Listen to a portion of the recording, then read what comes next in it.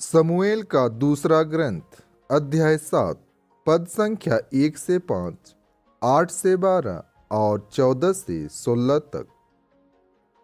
जब दाऊद अपने महल में रहने लगा और प्रभु ने उसे उसके चारों ओर के सब शत्रुओं से छुड़ा दिया, तो राजा ने नबी नातान से कहा, देखिए, मैं तो देवदार के महल में रहता हूं, किंतु ईश्वर की मंजूसा तंबू में रखी रहती है।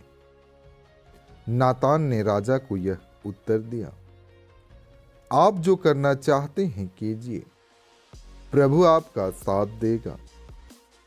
उसी रात प्रभु की वाणी नातान को यह कहते हुए सुनाई पड़ी, मेरे सेवक दाऊद के पास जाकर कहो, प्रभु यह कहता है, क्या तुम मेरे लिए मंदिर बनवाना चाहते हो? तुम भेड़ें चराया करते थे और मैंने तुम्हें चरागाह से बुलाकर अपनी प्रजा इस्राएल का शासक बनाया। मैंने तुम्हारे सब कार्यों में तुम्हारा साथ दिया और तुम्हारे सामने तुम्हारे सब शत्रुओं का सर्वनाश कर दिया है। मैं तुम्हें संसार के सबसे महान पुरुषों जैसी ख्याति प्रदान करूंगा। मैं अपनी प्रजा इस्राएल के लिए भूमि का प्रबंध करूंगा और उसे बसाऊंगा। वह वहां सुरक्षित रहेगी, कुकर्मी उस पर अत्याचार नहीं कर पाएंगे। ऐसा पहले हुआ करता था, जब मैंने अपनी प्रजा इस्राएल का शासन करने के लिए न्यायकर्ताओं को नियुक्त किया था। मैं उसे उसके सब शत्रुओं से छुड़ाऊंगा। प्रभु तुम्हारा वंश सुरक्षित रखेगा।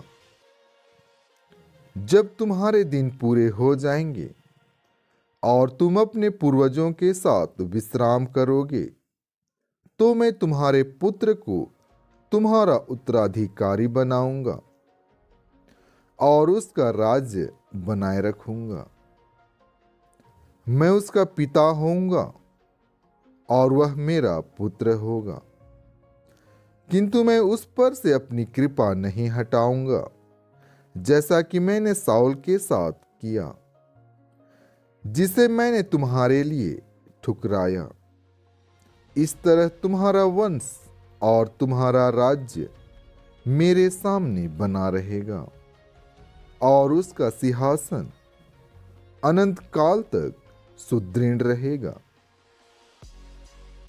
संत लूकस आज का पवित्र सुसमाचार अध्याय 1 पद संख्या 67 से 79 तक।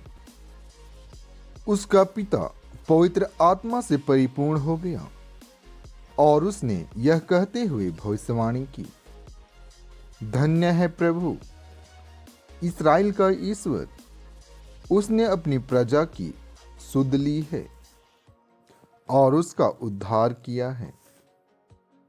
उसने अपने दास दाऊद के वंश में हमारे लिए एक शक्तिशाली मुक्तिदाता उत्पन्न किया है।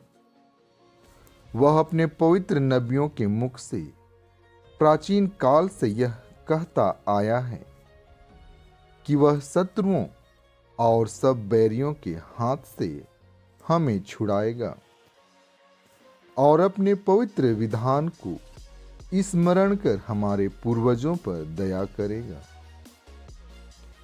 उसने शपथ खाकर हमारे पिता इब्राहिम से कहा था कि वह हमको शत्रुओं के हाथ से मुक्त करेगा, जिससे हम निर्भयता, पवित्रता और धार्मिकता से जीवन भर उसके सम्मुख उसकी सेवा कर सकें।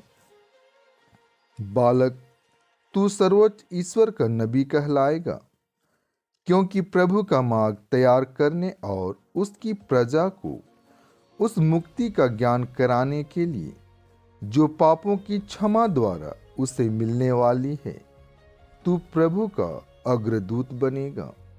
हमारे ईश्वर की प्रेमपूर्ण दया से हमें स्वर्ग से प्रकाश प्राप्त हुआ है, जिससे वह अंधकार और मृत्यु की छाया में बैठने वालों को ज्योति प्रदान करें और हमारे चरणों को शांति पथ पर अग्रसर करें। ईश्वर के इन वचनों के द्वारा आपको आशीष मिले। आमीन।